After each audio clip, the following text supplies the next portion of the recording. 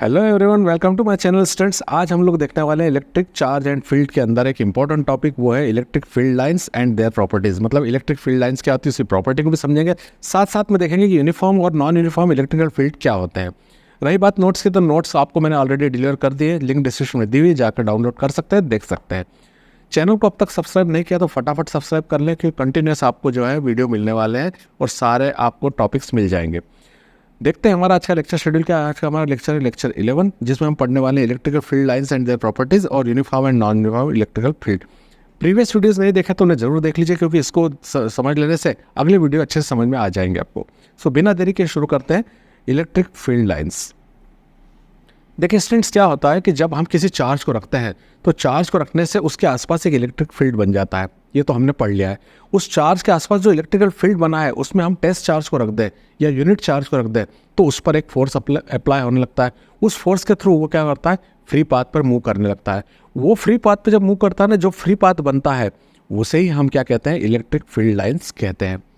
क्या समझ में आया? एक बार और रिपीट कर लेते हैं कि जब हम किसी चार्ज को किसी प्लेस पर रखते हैं तो उसके आसपास क्या होता है, एक फील्ड सा बन जाता है। एक फील्ड बन जाता है, उस फील्ड के अंदर हम टेस्ट चार्ज को रखते हैं तो टेस्ट चार्ज के ऊपर उस फील्ड के अंदर एक फोर्स लगने लगता है और उस फोर्स के कारण वो अपने फ्री पाथ पर मूव करने लगता है।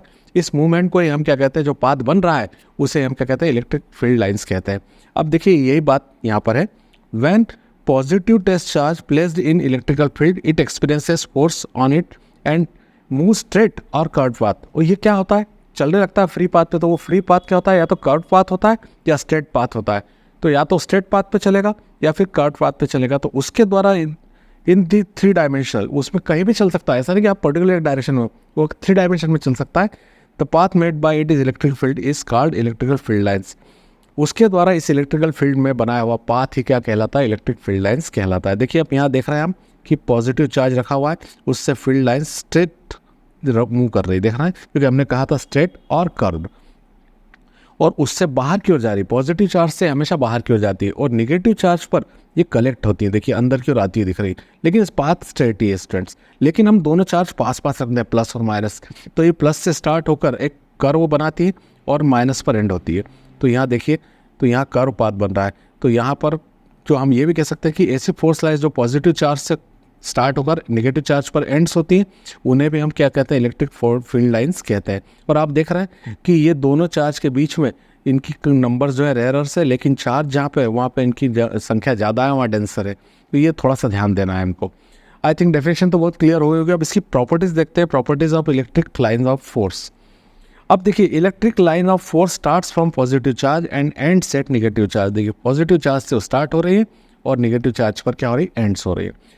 टेंजेंट ड्रॉन, ये थोड़ा सा पॉइंट समझने का स्टूडेंट, देखिए मैं आपको बता देता हूँ कि क्या चीज़ होती है।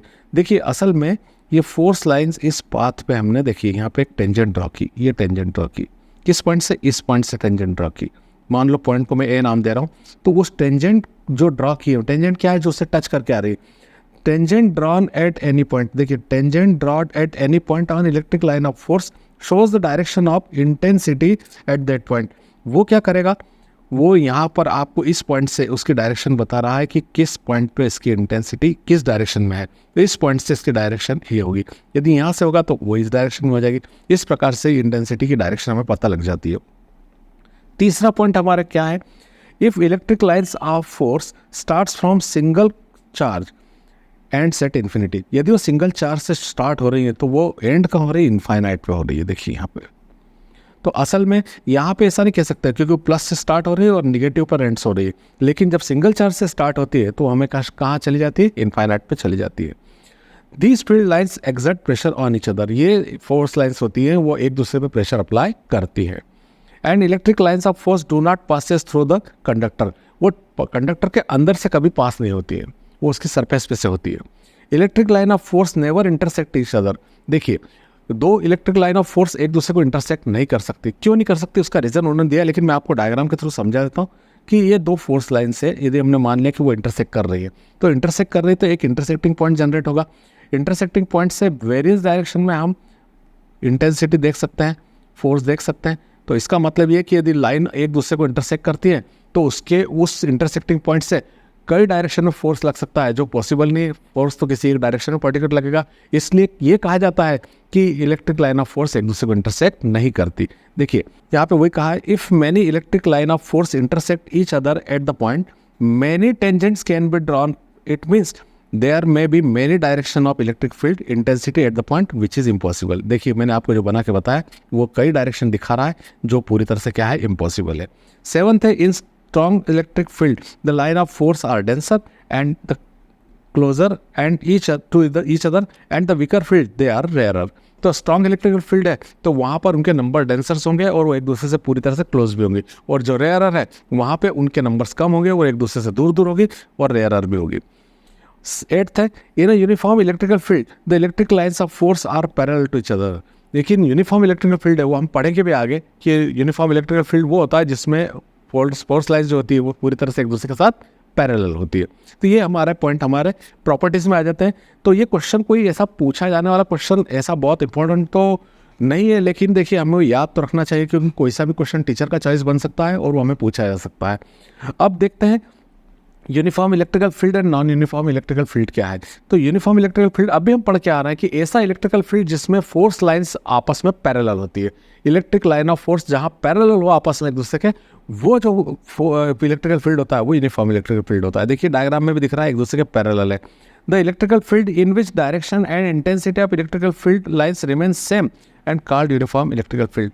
ऐसा इलेक्ट्रिकल फील्ड जिसमें फोर्स लाइंस की डायरेक्शन भी क्या हो, सेम हो, और उनकी इंटेंसिटी भी सेम हो और वो आपस में पैरेलल होती है, तो उन्हें हम इलेक्ट्रिकल उस फील्ड को हम यूनिफॉर्म इलेक्ट्रिकल फील्ड कहते हैं। अब नॉन यूनिफॉर्म इलेक्ट्रिकल फील्ड, तो नॉन यूनिफॉर्म इलेक्ट्रिकल फील्ड क्या होगा, ठीक ऐसा इसका अपोजिट हो जाएगा, क्योंकि जहाँ पर पैरेलल नहीं होगी, इंटेंसिटी इक्वल नहीं होगी, डायरेक्शन इक्वल नहीं होगी। The electrical field in which the intensity of electrical field at different point is different, हर पॉइंट पे वो अलग अलग होगी, known as non uniform electrical field. हम इससे भी इसकी डेफिनेशन बना सकते हैं कि the electrical field in which direction and intensity of electrical field lines not remain same is called non uniform field. इससे भी बना सकते हैं इस डेफिनेशन को, in non uniform electrical field force lines are not parallel, parallel नहीं होती। तो बहुत सिंपल है, जहाँ फोर्स लाइन पैरेलल होती है वो यूनिफॉर्म इलेक्ट्रिकल फील्ड, जहाँ पैरेलल नहीं होती है वो नॉन यूनिफॉर्म इलेक्ट्रिकल फील्ड। जो पैरेलल होती है उसमें इंटेंसिटी और डायरेक्शन सेम होती है, और जब वो नॉन पैरेलल होती है तो उनकी जो इंटेंसिटी और जो है डायरेक्शन दोनों अलग अलग होती है। सो स्टूडेंट्स, दोनों सिंपल क्वेश्चन थे, आई थिंक आपको समझ में आ गए होंगे। थ्योरेटिकल पॉइंट था, प्रैक्टिस करने पे और अच्छा हो जाएगा। पढ़ते रहिए, मिलते हैं नेक्स्ट वीडियो में। Till then stay blessed and good bye.